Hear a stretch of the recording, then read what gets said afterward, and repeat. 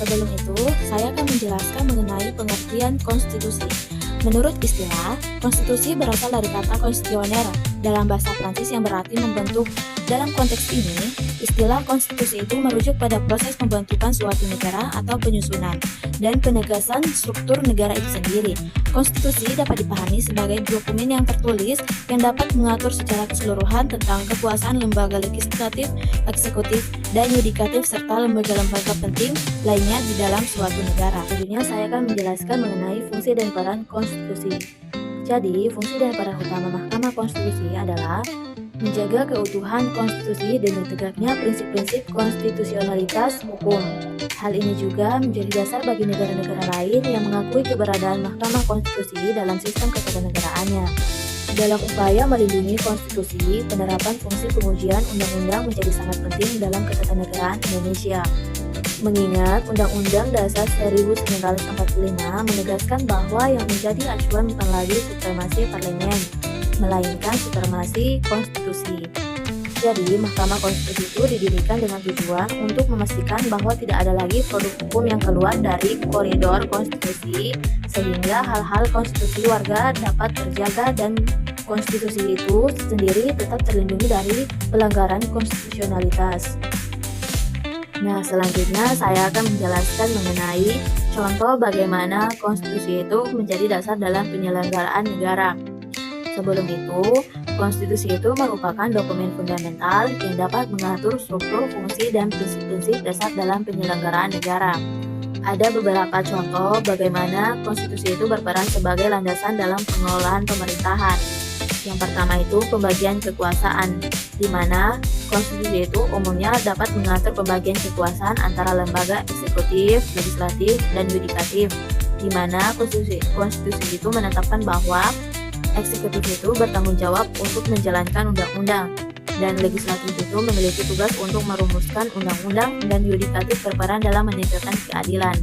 Selanjutnya yang kedua yaitu perlindungan hak asasi manusia, di mana konstitusi itu seringkali mencakup pasal-pasal yang dapat menjamin perlindungan hak asasi manusia.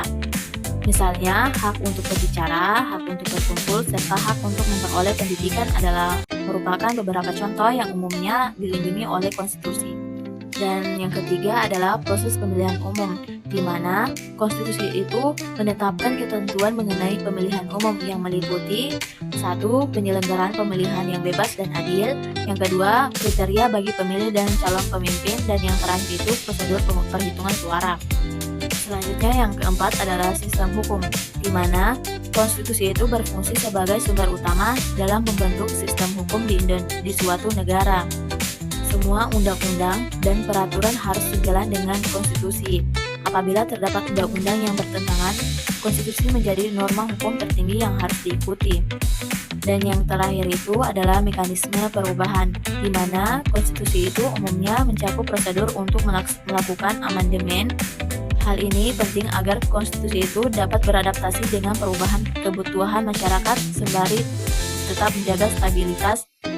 Ada beberapa mekanisme perubahan. Yang pertama itu di Indonesia, Undang-Undang 1945 merupakan konstitusi yang dapat mengatur berbagai aspek pemerintahan, hak-hak warga, serta prinsip-prinsip negara. Sementara di Amerika Serikat adalah konstitusi itu mengatur pembagian kekuasaan dan melindungi hak-hak individu melalui Bill of Rights. Nah, jadi di Indonesia itu terdapat beberapa kasus nyata yang dapat menunjukkan peran konstitusi dalam kehidupan berbangsa dan bernegara. Salah satu kasus nyata yaitu Undang-Undang Nomor 11 Tahun 2020 mengenai Cipta Kerja, di mana Undang-Undang Cipta Kerja itu dirancang dengan tujuan untuk mendorong investasi dan mempermudah regulasi yang ada. Namun, keberadaan undang-undang ini menuai banyak kritik dari masyarakat, termasuk dugaan pelanggaran hak asasi manusia dan lemahnya komitmen terhadap prinsip-prinsip demokrasi. Sejumlah masyarakat dan organisasi buruh mengajukan permohonan untuk menguji undang-undang ini di Mahkamah Konstitusi dengan melihat argumen bahwa undang-undang tersebut tidak bertentangan dengan Undang-Undang Dasar Negara Republik Indonesia pada tahun 1945. Mereka mengotori bahwa proses pembuatan undang-undang ini tidak transparan serta minim partisipasi publik.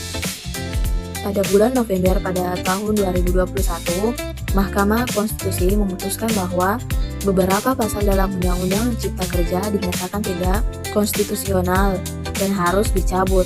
Dalam keputusan tersebut, Mahkamah Konstitusi menegaskan bahwa pentingnya keterlibatan masyarakat dalam proses legislasi, sekaligus menekankan bahwa setiap undang-undang harus sejalan dengan prinsip-prinsip konstitusi.